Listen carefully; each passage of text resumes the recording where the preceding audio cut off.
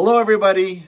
Disney just quietly got rid of one of the greatest perks that they have for guests, the 8.5 ride rule. I'm going to explain what it is, how it happened, and what's going on. But before we do that, could you hit the like button? Hit it right now. Hit the subscribe button also, because we have a lot of cool videos coming out. We have some really great stuff coming out for Universal Studios, for Disney. If you're a big theme park enthusiast, then you definitely want to hit that subscribe button. So did you do it? Did you? You did? Okay, let's continue on. All right. So we have to talk about market research, and this is a little bit of a complicated subject, but hang in there with me. By the end of this video, you'll understand what the 8.5 ride rule is, how Disney just kind of got rid of it, and what it was, and how it affected you as a guest. And in order to simplify this, I want to talk a little bit about Universal Studios California, Universal Studios Hollywood. A little while ago, I was talking to one of their marketing people there, and they told me that through all their marketing research, they know for a fact that if a guest comes to Universal Studios Hollywood and they do these three things, when the guest leaves, they're happy. And the three things that they have to do is, one, they have to do the tram. Number two, they have to do the Water World stunt show and the Jurassic World attraction, the ride. If a person does those three things, then when they leave the park, they feel really good, they're happy, and they feel like they had a really good experience. So because of that, Universal Studios Hollywood makes sure that the timing with the tram and the water show, they coincide, so it makes it easier for you as a guest to attend those shows. Now, Disney had a thing called the 8.5 ride rule, and this is a rule that they had. It was kind of a secret rule, but they knew for a fact that if a guest came to their park and they rode 8.5 rides in a day, and when they left, they felt like they got value and they felt like they got their money's worth. And some of you might be saying, well, how can you ride 8.5 rules?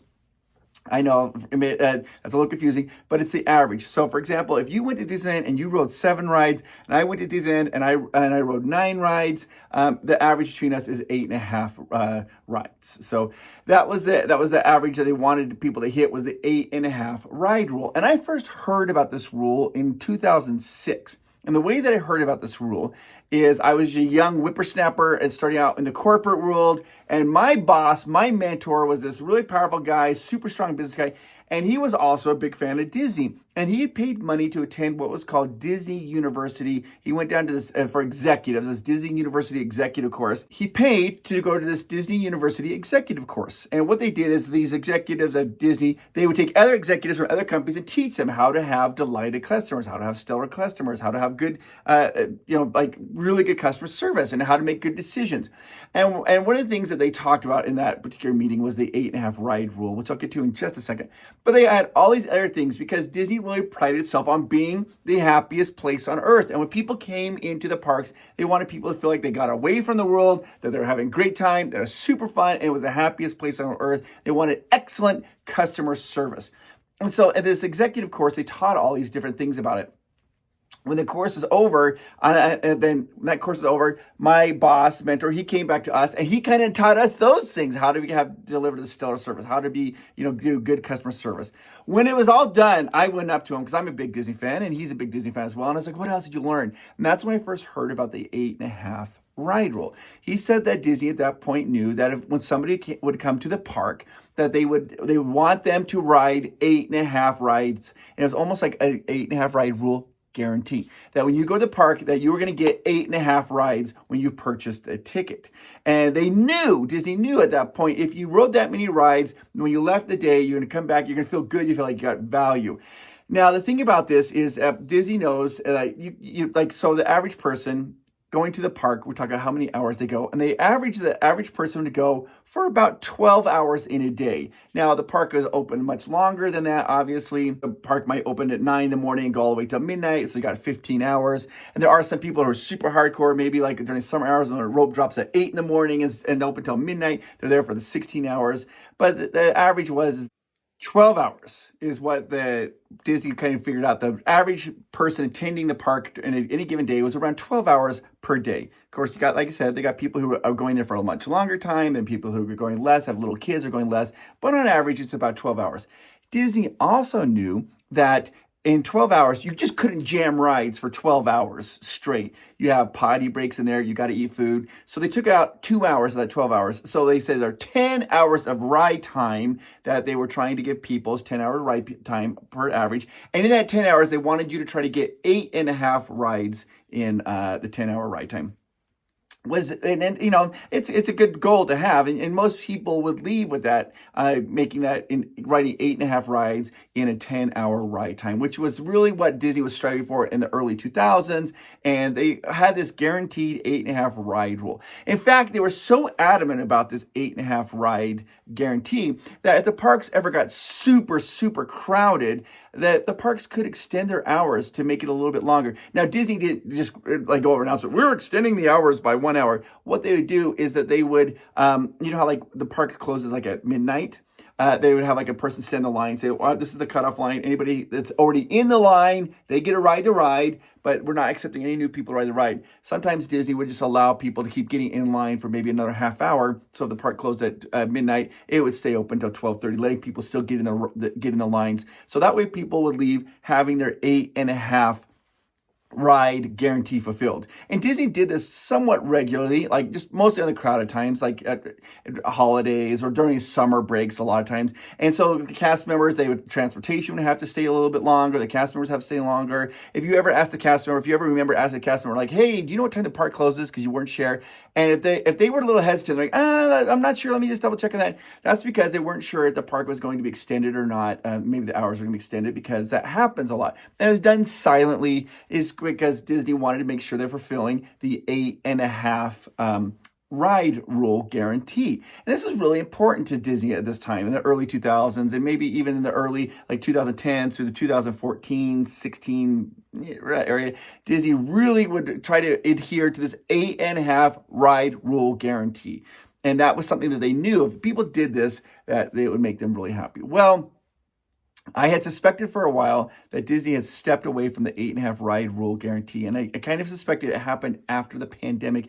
I was unsure of it, but now I'm pretty confident that they are not doing that anymore. And I'll explain to you why I believe this. I think that they are still doing the 8.5 ride rule guarantee, but not for everybody.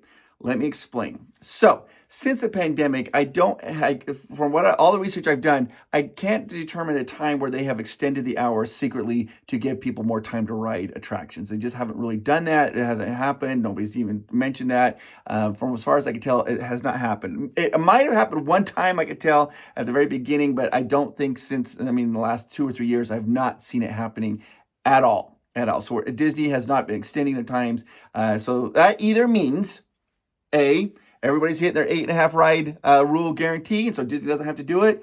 Or B, Disney is just not doing that anymore. It's not a perk that they're offering anymore.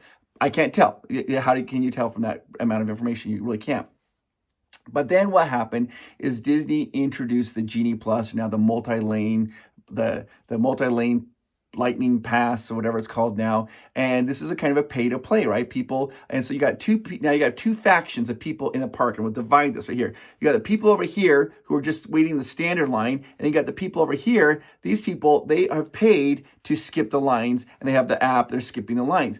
Now, what's happening is the people who are skipping the lines, they are going in front of these people over here who are just waiting standard, right? The standard line, these people, they're going in front of them. They're getting in front of them in the lines. So what is that doing? It's these people over here that are just waiting the standard lines. Their wait time is increasing. Everybody knows that. That's not a fact to be disputed. It is increasing. Because of that wait time, it's increasing. Are these people in the standard line still going to get their 8.5 ride rule guarantee?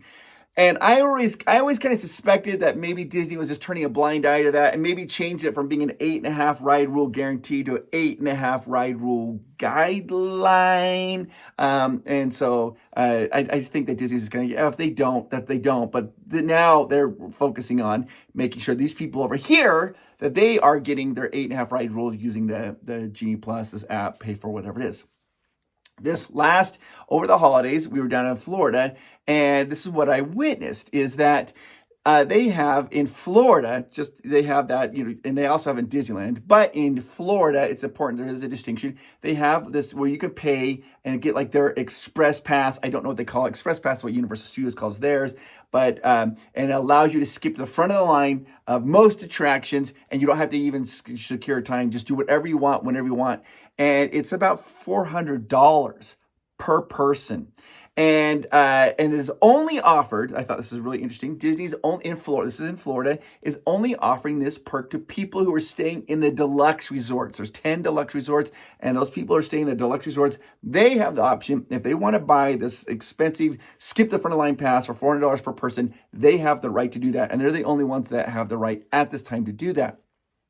And I was curious when this is happening because Universal Studios, they also have it. But the one thing that Universal Studios does is they limit their express pass. Like once it sells out, they will not sell any more of it because they want to make sure that whoever buys that pass is getting the value for it. They're getting the value for it. And I wondered about Disney, how Disney was going to do this, because as started like the Genie Plus, the Lightning Lane, and the multi-lane Lightning Pass, they would sell that to everybody. If 100% of the people in Park were buying it, Disney's like, yeah, 100% of people buy it. There's no limit on the Genie Plus thing. So I was wondering if they put a limit on this expensive pass. And the answer has come out, yes, they do, because over the holidays down in Florida, they sold out. And there were people who were trying to buy it, and people were trying to, they couldn't get it. The deluxe resorts guests were trying to get it.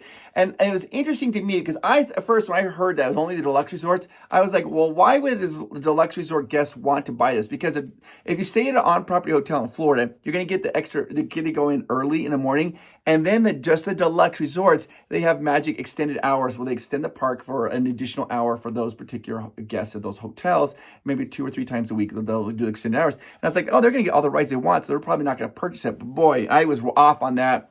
My marketing and my thinking was completely gone on that because the deluxe resorts people, they bought it all. And I think what happened is people came got their vacation, and it was so crowded. The rides are so crowded.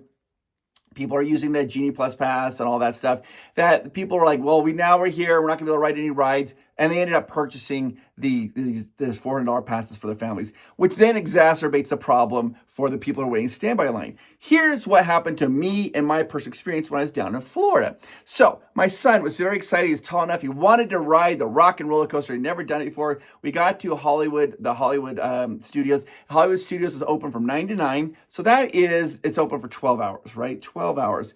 And remember, the other times that Disney would do it, the park was open for 15 hours, but they thought the average person to go was 12 hours.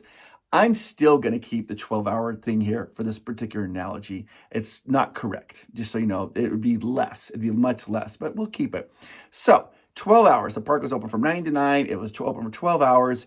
And of course, you got to eat and go potty break. So you take the 2 hours off of that. That leaves you 10 hours of ride time to get your 8.5-hour guarantee in, right? So we went to ride Rock and Roller Coaster, and the Rock and Roller Coaster wait time was, wait for it, 2 hours and 10 minutes. It was 130 minutes. And the other attraction that my son was super interested in riding was Tower of Terror. And the wait time for that was 110 minutes. Which means to ride Rock and Roller Coaster and then ride Tower of Terror, that took 4 hours because we're in the standby line. We don't have any of those passes. We're just doing standby line. We're waiting in line for 4 hours. Out of our 10-hour ride time, now 4 hours have gone. Now we only have 6 hours left to get the other 6.5 ride to get this other 6.5 ride to make our 8.5 ride guarantee that Disney used to have that they don't have anymore. And there was no way to do that. I mean, we couldn't do that.